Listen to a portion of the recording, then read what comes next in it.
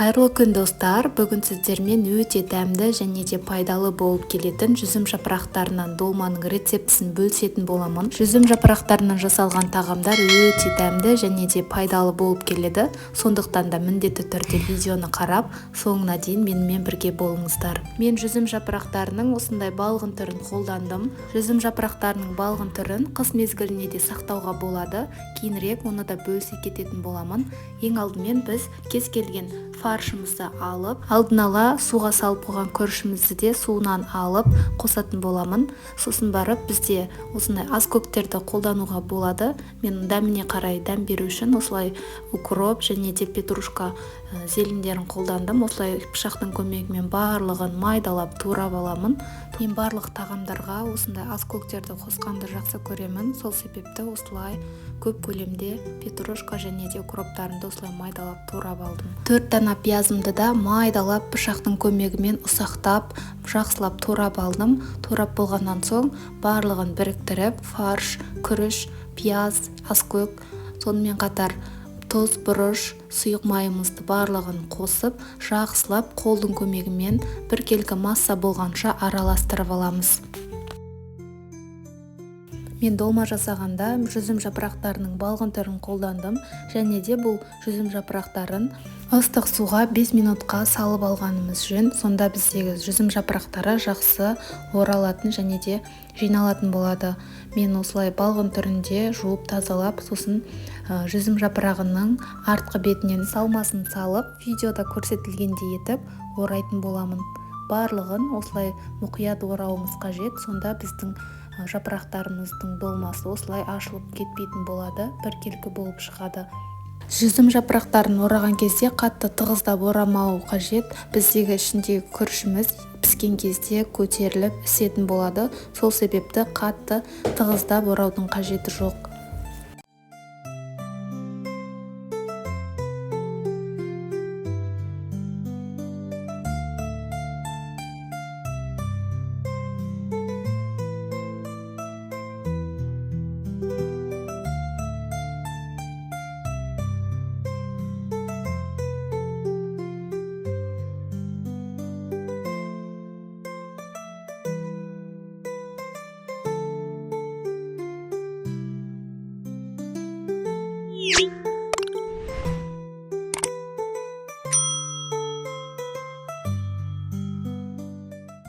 Міне біздің жүзім жапырақтарынан дайын болған долмамыз дайын. Енді қазанымызды дайындап, ары қарай пісіретін боламын. Осылай балғын түрінде қолдансаңыздар, әдемі және де дәмді болып шығады. Қазанымызды алдын ала қыздырып, сұйық майымызды да құйып, пияз бен картоптарымызды қуырып аламын. Қуырып, тұзын және де томатымды қосып, барлығын біркелкі етіп араластырып пісіріп аламын. Сосын үстіне суымызды құйып қайнатып аламыз. Суымыз бір қайнап шыққаннан соң дәміне қарай дәмдеуіш роллтындарымызды қосамын.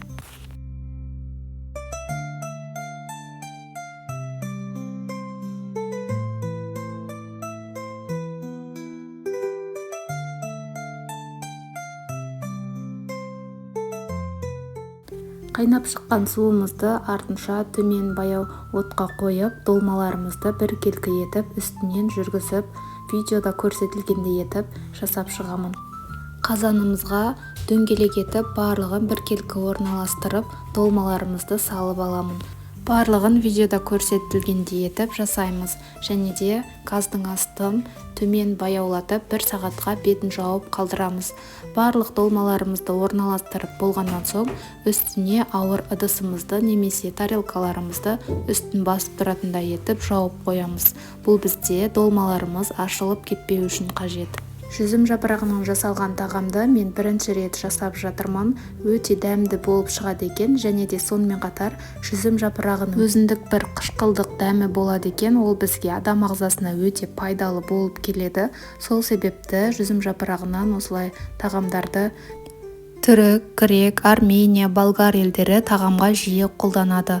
Бұл жеміс жапырағының адам денсаулығына тигізер пайдасы өте көп. Бұл жүзім жапырағының пайдасы қан кетуді тоқтатып, қабынуды жеңілдетеді, ауруларды басады, иммунитетті нығайтады, асқазан ауруын басады, және де ас қорыту жүйесі мен асқазан ішек жолдарын жақсартады.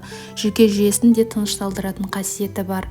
Сол себепті жылына болса да жүзім жапырақтары осылай піскен кезде жүзімнің дайын жапырақтарын алып, сізде міндетті түрде осындай керемет дәмді тамақты жасап көріңіздер. Осылай бетін жауып 1 сағатқа қалдырамыз. Келесі бізде соусын дайындайтын боламыз. Бұл тағамды міндетті түрде соуспен дайындап жеу қажет. Бізге осылай кез келген қаймақтың түрін қолдануға болады, және де 2 дана сарымсақты осылай үкіште майдалап өткізіп алатын боламын. Артынша майдалап туралған укропты да қосамын дәмін беру үшін. Сонымен бірге соусымызға кішкене ғана майонез қоссақ тіпті керемет болып шығады. Міне бізде 1 сағаттан кейін осылай тағамымызды әдемілеп ұсынатын боламын. Міне біздің тағамымыз дайын болды. Сіздерге видео рецепт пайдалы болса және де ұнаса, лүпіл басып, астына пікірлеріңізді қалдыра кетіңіздер. Және де менің каналыма тіркелмеген болсаңыз, астына тұрған подписаться кнопкасын басып тіркеле кетіңіздер. Және де осы рецептпен достарыңызбен бөлісе кетіңіздер. Бұл тағам жүзім жапырағынан жасалған тағам маған өте қатты ұнады. Сондықтан да міндетті түрде жасап көруге кеңес беремін. Және де мен аптасына 1 рет долманы жасап тұрамын. Сонымен қатар менің каналымда көптеген рецепттерді көре аласыздар. Менің каналымна кірсеңіздер, шыға алмай қаласыздар. Сол себепті менің каналымды жоғалтып алмас үшін подписаться кнопкасын басып, менің каналыма тіркеле кетіңіздер.